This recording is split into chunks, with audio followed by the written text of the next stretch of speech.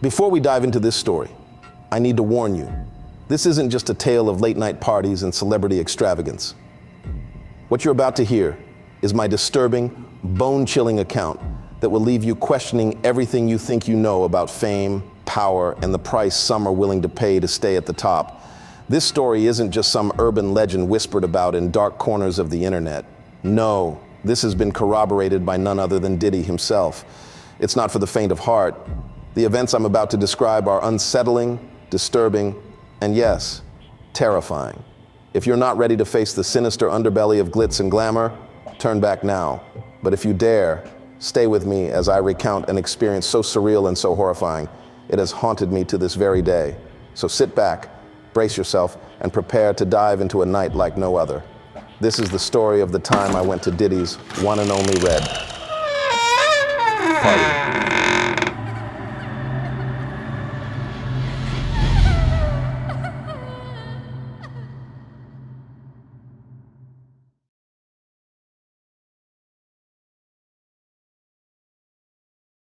It was 4 a.m., and the Parisian nightclub thrummed with energy. The music was deafening, a pounding bass line that rattled the walls and seemed to reverberate in my chest. The air was thick, partly with the haze of cigarette smoke, partly with the mingling scents of sweat, perfume, and spilled liquor. The crowd, an amorphous wave of bodies, writhed on the dance floor in a way that was less dancing and more primal. From my vantage point in the VIP section, it all seemed surreal. This wasn't just a party. It was an exhibition of excess. Women draped in glittering dresses, or in some cases, not much at all, laughed and posed for pictures with champagne bottles nearly as tall as they were. Men in tailored suits lounged on leather couches, their expressions a mix of boredom and superiority, as if they were beyond the spectacle unfolding around them.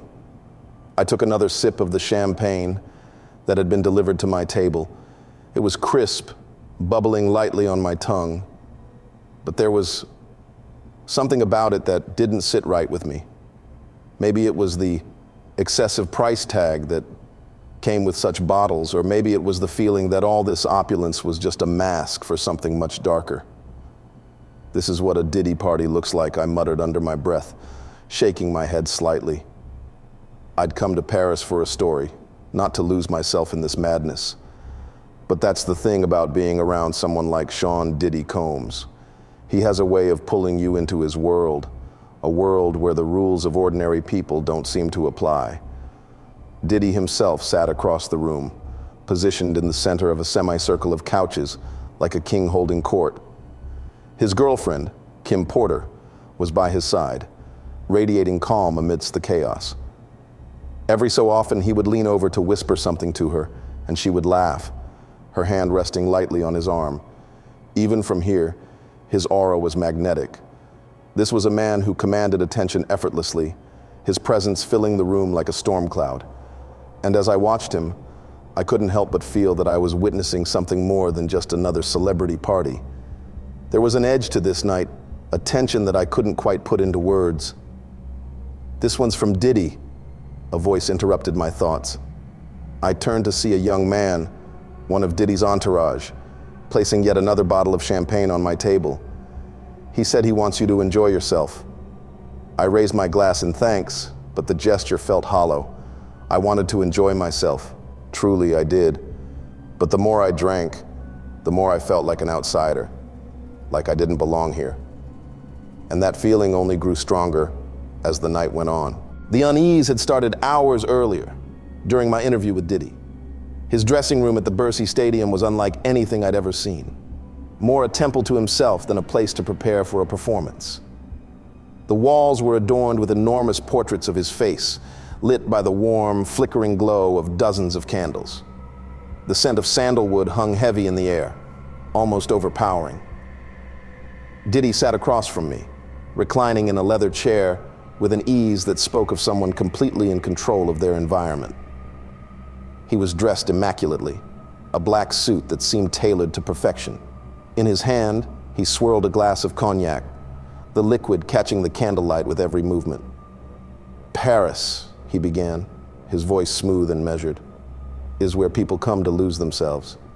There's something in the air here, something magical. I nodded, scribbling notes in my journal. He spoke about his love for the city, how it had become a second home for him and Kim. We've spent so many nights walking along the sand, just talking and drinking champagne. It's different here. People, they open up in ways they wouldn't anywhere else. But as the conversation continued, his tone began to shift. The charisma was still there, but there was an undercurrent of something darker. You ever wonder what it takes to stay at the top? He asked, his gaze locking onto mine. The question caught me off guard. Before I could answer, he leaned forward, his voice dropping to a near whisper. It's not just about talent. It's about control. Control over your image, over your work, and over others. He paused, swirling the cognac thoughtfully. And sometimes, you have to give something up to get there. A chill ran down my spine at his words, though I couldn't quite pinpoint why. The way he said it, so matter-of-factly like he was describing a simple business transaction, made it all the more unsettling. Before I could press him further, one of his entourage members entered the room, pulling his attention away. The moment passed, but the weight of his words stayed with me, lingering like the smell of sandalwood long after I'd left the room. As the party roared on around us, I found myself standing beside Kim Porter. She seemed calm, almost detached, as though the chaos surrounding us were nothing more than background noise. She held a champagne flute delicately, sipping slowly while the rest of the room dissolved into an unrestrained frenzy. "You don't seem fazed by any of this," I said, gesturing toward the gyrating bodies on the dance floor and the wild, unfiltered debauchery unfolding in every corner. She turned her gaze to me, her dark eyes sharp and unflinching. "Why would I be?" she asked, her voice steady, almost amused. "I don't know," I admitted, struggling to find the right words. "It's just a lot to take in." Kim smiled faintly, the corners of her lips lifting in a way that was neither friendly nor cold, just knowing. "This is nothing," she said, tilting her head slightly as if listening to music only she could hear. "You should see what happens when the cameras aren't around." Her words sent a ripple of unease through me, but my curiosity won out over caution. "How do you deal with it?" I asked. "With him?" Kim's serene mask faltered, and for a brief moment, her expression darkened. She looked away, her gaze distant, as though recalling something she'd rather forget. When she finally spoke, her voice was softer, laced with a hint of resignation. "Living this life with Diddy is the most amazing, horrible feeling you will ever experience." I furrowed my brow, unsure of what she meant. She continued, "The highs are unimaginable. Our first night in Paris, we were at the top of the Eiffel Tower drinking champagne, probably the most romantic moment of my life." Her voice grew quieter, and her expression shifted again, this time to something heavier. "Then we went back to his suite for a 30-hour tantric sex session. 30 hours. I checked out in the first 10 minutes. I blinked, unsure whether to laugh or wince.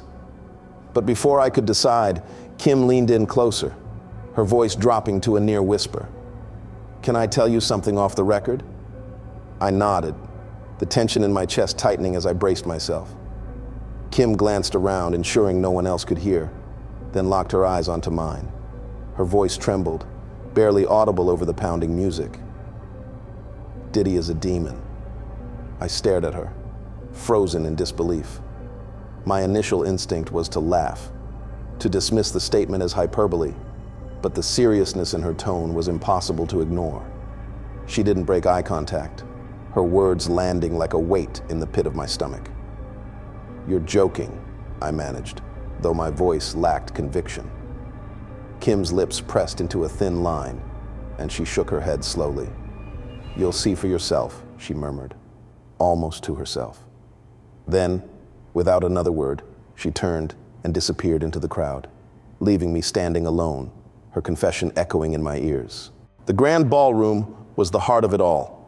It was a cavernous space, its high ceilings disappearing into shadow, the flickering glow of hundreds of candles barely illuminating its edges. The faint scent of wax and something metallic hung in the air, mingling with the faint hum of whispered conversations. The light cast strange dancing patterns across the room, and the air itself felt heavy, as though it were saturated with something unseen, but palpably oppressive. At the center of the room stood a group of young women in their early 20s. They were dressed in nothing but tank tops and underwear, their pale skin illuminated by the candlelight. Their lips were painted a garish red, the color so vibrant it almost seemed to glow in the dim room. They stood perfectly still, their expressions blank and unseeing, as though they weren't fully present in their own bodies. I couldn't shake the unease that rippled through me. Their stillness was unnatural, not the kind born of fear or nerves, but something deeper, more sinister. It was as though they were marionettes, held in place by invisible strings, waiting for the puppeteer to give them purpose. "What the hell is this?" I whispered to myself. The words barely escaped my lips, swallowed by the oppressive atmosphere. No one answered. Around me, the guests continued to murmur and sip champagne as if nothing about the scene in the center of the room was out of the ordinary. Before I could process what I was seeing, Diddy entered the room. His presence was magnetic, commanding attention as easily as if he had snapped his fingers. He moved with a deliberate grace, his tailored suit pristine, his gaze sharp and predatory. It was as though he were a lion stepping into a den of smaller, weaker creatures. His confidence so absolute, it bordered on arrogance. "Welcome to the Red Party," he announced, his voice low and resonant, cutting through the murmurs like a blade. The room erupted into cheers, the sound incongruously jubilant against the eerie tableau before us. But Diddy's tone sent a chill down my spine. There was something about the way he said it, like it wasn't just a theme for the night, but a declaration of intent. I couldn't tear my eyes away from the young women, their eerie stillness anchoring my gaze even as I wanted to look anywhere else. I'd heard whispers earlier in the night, fragments of conversations about how Diddy liked his parties to be perfect. His obsession with detail wasn't limited to the music, the decor, or the champagne. It extended to the people, to the energy they brought, and to the roles they played. One of the guests standing near me, an older man in a crisp suit, leaned in and whispered, as if he could sense my confusion. "Diddy likes his parties a certain way," he said, his tone both amused and conspiratorial. "It's not just indulgence, it's intention." I frowned, but before I could ask what he meant, he gestured to the young women at the center of the room. "The red lipstick," he continued, his voice hushed but tinged with awe. "It's symbolic."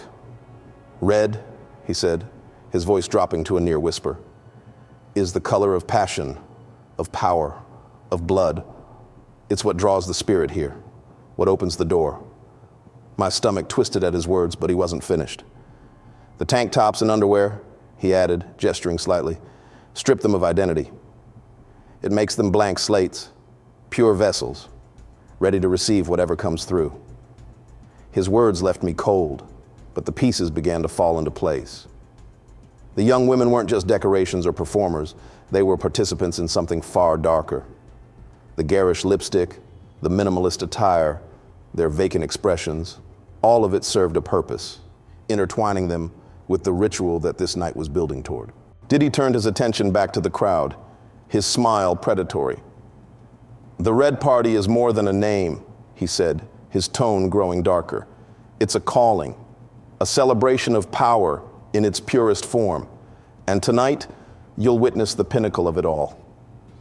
The candles flickered, their flames growing higher for a moment, before settling back into a steady glow. The air felt heavier, thicker, as though the room itself were alive and breathing. The young women in the center remained still, but their stillness now felt charged, as though they were conduits for the energy building around them. I felt my chest tighten, my breathing shallow as I fought the urge to run. Something was coming. something I couldn't explain but could feel with every fiber of my being. The red party wasn't just a spectacle, it was a ritual, and whatever it was meant to summon was drawing closer with every passing second. The night was unraveling faster than I could process. The room was thick with an energy I couldn't describe, oppressive, suffocating, like the walls themselves were closing in.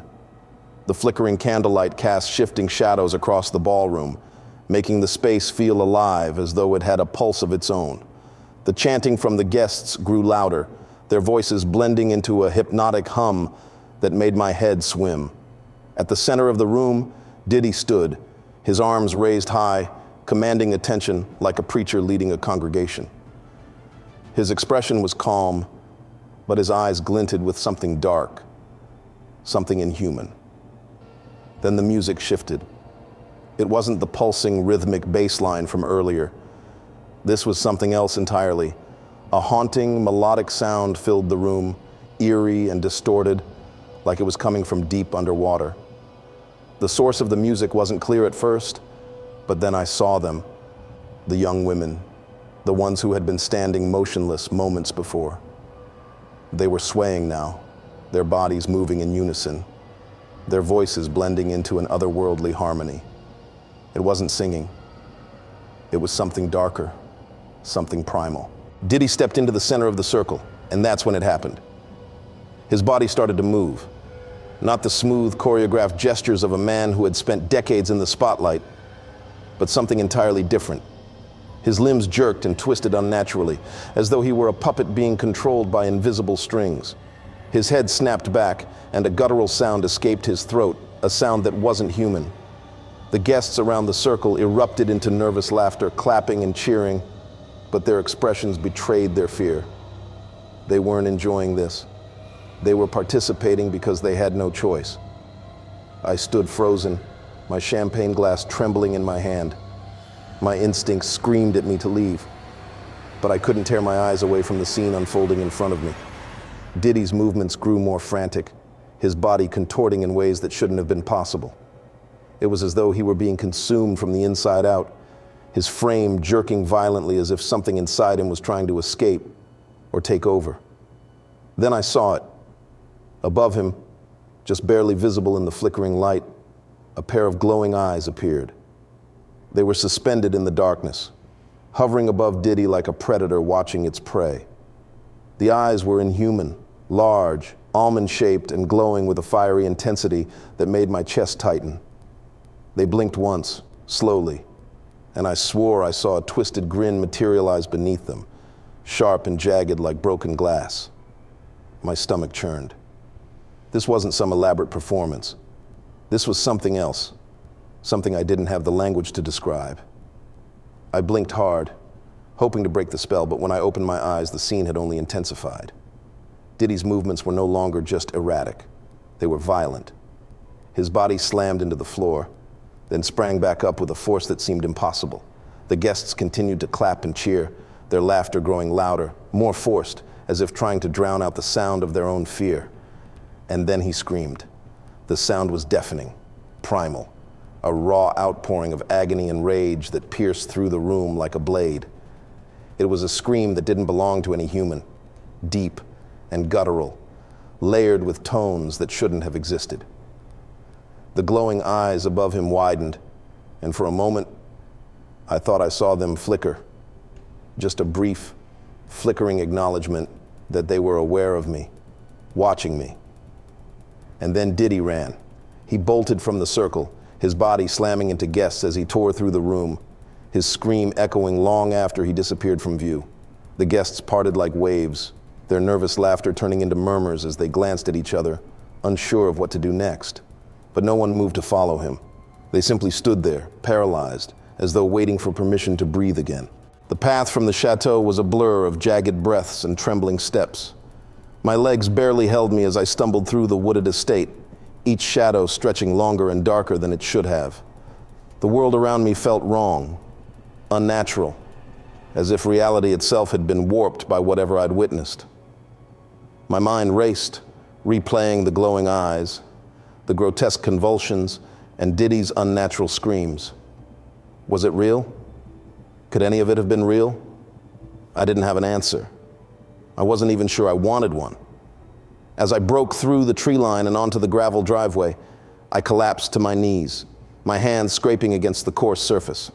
My lungs heaved, dragging in air that felt too thin, too cold. I didn't notice the figure until it was almost upon me. "Hey!" a voice called out, low and steady. I looked up sharply, my pulse spiking as a towering man stepped out of the shadows. His broad shoulders blocked the fading sunlight, and his face was lined with deep grooves that seemed carved by years of regret. His eyes, however, were soft, almost pitying. Instinctively, I scrambled back, my mind flashing to the circle, the chanting, and the terror I'd left behind. "Stay back," I shouted, though my voice lacked conviction. The man raised his hands in a gesture of peace. "I'm not here to hurt you," he said calmly, his tone weighted with something I couldn't quite place. "But you need to listen." I froze, my chest heaving as adrenaline warred with exhaustion. "Who are you?" I demanded, my voice trembling. The man sighed, his shoulders sagging slightly. "I've worked for him, for Diddy, for years, long enough to know what just happened in there." He gestured vaguely toward the chateau, his expression darkening. I stared at him, my body still coiled with tension. "What are you talking about?" I asked, though deep down I already knew. "You've been marked," he said grimly. My stomach dropped. "Marked?" I echoed, the word tasting foreign and wrong on my tongue. "What does that even mean?" "It means you've seen too much," he replied. "Once you've been exposed to the Jezebel spirit, there's no undoing it. It's like a parasite. It latches onto fear, regret, weakness. It crawls into your life, your mind, your soul, and it doesn't let go." The weight of his words hit me like a punch to the gut. I shook my head, trying to make sense of it. "Why would it come after me? I didn't do anything. I didn't ask to be part of this." His jaw tightened, and for a moment, he seemed to wrestle with himself. "You don't have to do anything," he said finally. "Just being there, seeing it, that's enough for it to latch on." I shook my head, anger bubbling up beneath the fear. "Then why the hell are you still working for him? If you know what he is, what that thing is, why stay?" His expression hardened, and his voice dropped. "Sometimes, survival means making deals," he said, each word heavy with regret. "I've done what I had to do, and trust me, this thing, it takes more than it gives." I stared at him, my mind spinning. "How do I stop it? How do I make it go away?" "You don't," he said bluntly. "You can't, but you can fight it. The spirit feeds on fear. The more you give into it, the stronger it gets. Don't trust what you see. Don't trust what you feel. It'll twist your thoughts, make you doubt yourself, isolate you until there's nothing left." His words were terrifying, but there was something in his tone, an urgency, a quiet desperation that made me believe him. He leaned in closer, his voice dropping to a near whisper. "Stay strong. Don't give in. And remember, you're not the first, and you won't be the last." He straightened and turned to leave, his boots crunching against the gravel.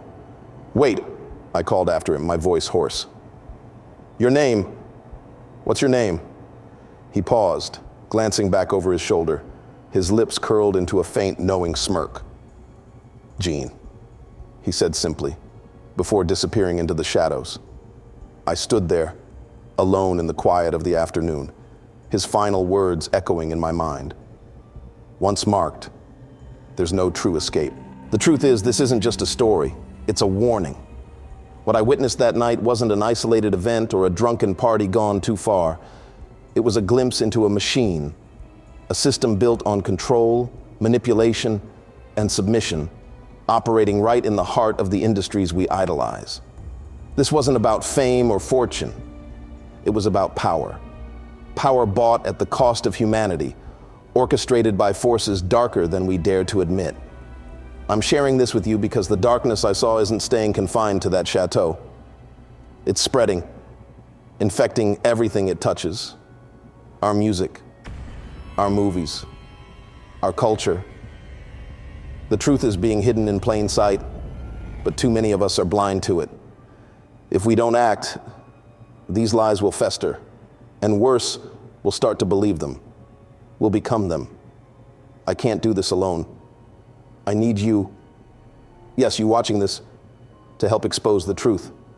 If what I've shared resonates with you, if it sparks even the faintest doubt or recognition, share this video, like it, subscribe, tell your friends, your family, anyone who will listen. Spread the word, because the more people who see this, the harder it becomes for them to bury the truth. And to Diddy, or anyone else caught in this system, if you're listening, know that it's not too late. There's still a way out. But the first step is admitting the lies and the contracts for what they are, a prison disguised as power. This isn't just about me. It's about all of us. If we stay silent, we're complicit. If we turn away, we're giving the darkness permission to grow. Don't let the lies win. Don't let them turn you into what they want you to be. The choice is yours. The truth is out there. What are you going to do with it?